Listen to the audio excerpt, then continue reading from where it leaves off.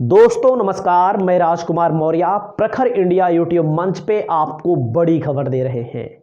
इस वीडियो में बात करेंगे कौशाम्बी लोकसभा सीट की, कौशाम्बी लोकसभा सीट के समीकरण की और कौशाम्बी लोकसभा सीट पर प्रत्याशी कौन।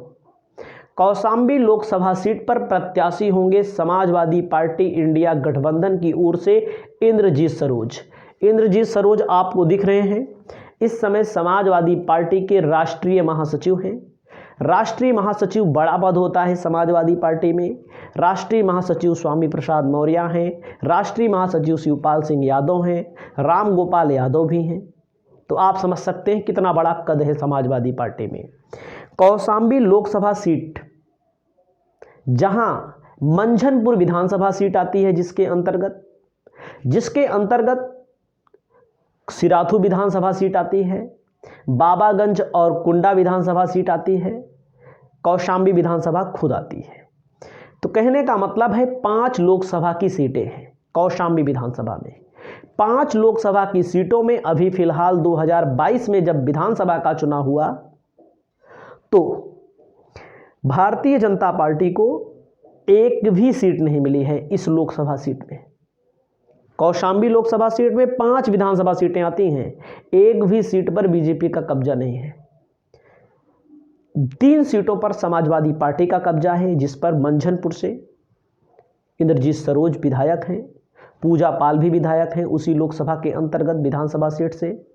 और सिराथू विधानसभा सीट से जो विधायक हैं उनका नाम है, आप जानते होंगे, पल्लवी पटेल, जो केशव प्रसाद मौर्य उप मुख्यमंत्री को 7 से 8 हज़ार वोटों से चुनाव हराया था इन्होंने। और वहीं पर पूजा पाल ने भी 13 से 14 हज़ार वोटों से, और इंद्रजीत सरोज का भी मुझे आंकड़ा याद नहीं है कितने हज़ार वोटों से हराया था, लेकिन वर्तमान में विधायक हैं समाजवादी पार्टी के।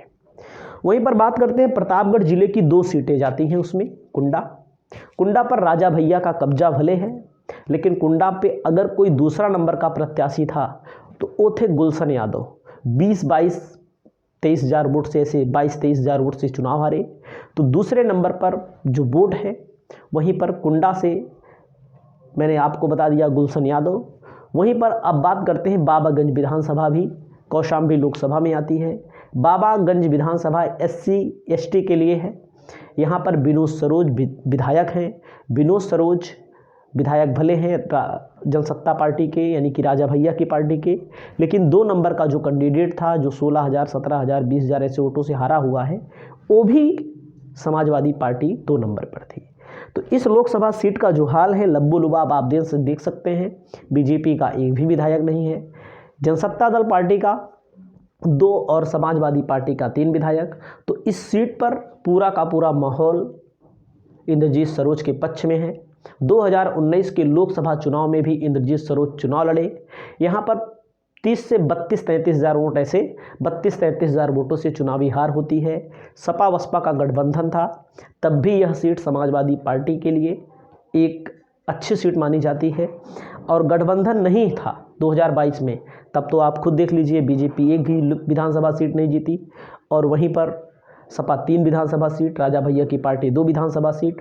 2019 में जब लोकसभा का चुनाव हुआ था तो पहले नंबर पर यहाँ पर सोनकर साहब जीते थे।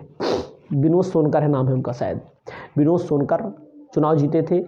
वो 33 से 34 हज़ार वोटों से जीत गए थे। वहीं पर भारतीय जनता पार्टी चुनाव जैसे जीत जाती है, वहीं पर राजा भैया की पार्टी को लगभग 1.5 लाख वोट उनको भी मिल गए थे।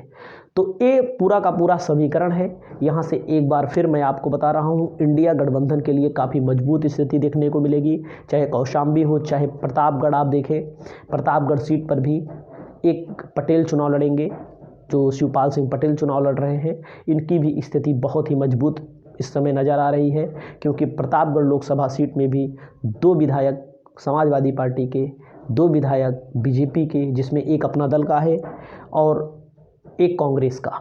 तो एक दिलचस्प मुकाबला होने जा रहा है, चाहे प्रतापगढ़ की सीट मान लें, चाहे कौशाम्बी की सीट मान लें। एक सीटों का हाल आपके लिए लाते रहेंगे। इस वीडियो में इतना ही। नमस्कार, जय हिंद, जय भारत।